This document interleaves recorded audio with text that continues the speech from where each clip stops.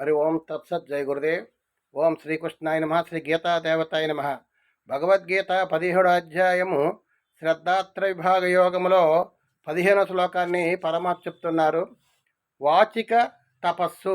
తపస్సు అంటే తపించేది, నిరంతరము కూడా భగవంతుణ్ణి ప్రార్థించడము, అంటే పరమాత్మలో జీవాత్మను లయించేయడము, అలాగే మనసుని పరమాత్మలో లయించేయడము.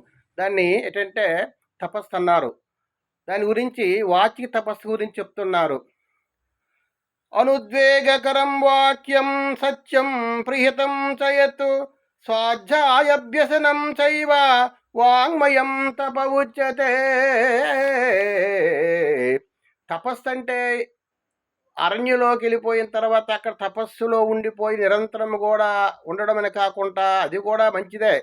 కానీ వేరే విషయం చెప్తున్నారు పరమాత్మ. ఏంటంటే ఉద్వేగము కలిగింపనిది, ప్రియమైనది, హితమును గూర్చినది, యథార్థమైనదగు భాషణము, అట్లే వేదశాస్త్ర పఠనము, పరమేశ్వరుని నామజపము, సాధన మొదలగునవి అన్నీను వాక్కును సంబంధించి తపస్సే.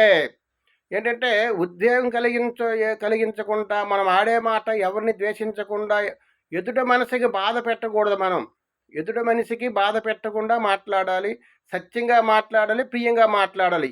దీన్ని తపస్సు అంటారు. ఇది కూడా తపస్సు అని చెప్తున్నారు. ఉద్వేగం ఉండకూడదు, మాట్లాడేటప్పుడు కఠినంగా మాట్లాడకూడదు, మృదువుగా సత్యంగా మాట్లాడాలి. ఏ మాట ఆడినా సరే సత్యంగా ఉండాలి, ప్రియంగా ఉండాలి. ఎదుటివారి మనసుకి శాంతి కలిగించే విధంగా మనం మాట్లాడాలి. హితాన్ని కోరుకోవాలి. పరహితం అంటే పరులతో హితాన్ని మంచిని మనం కోరుకోవాలి.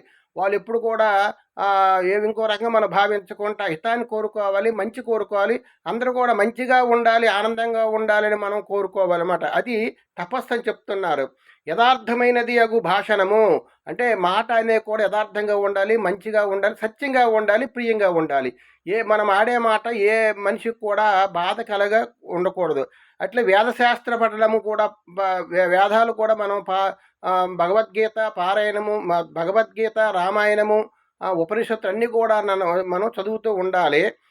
పరమేశ్వరి నామజపం చేస్తూ ఉండాలి. నిరంతరం కూడా పరమేశ్వరుతో శ్రీమన్నారాయణతో కృష్ణ పరమాత్మతో నామాన్ని నిరంతరం కూడా జపం చేయడమే తపస్సు.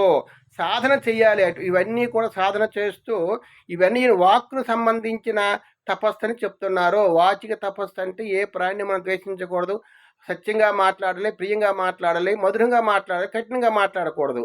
ఆ విధంగా ఈ పరమాత్మ ఏంటంటే వాచిక తపస్సు గురించి తెలియజేశారు. హరి ఓం తత్సత్. జై గురుదేవ్.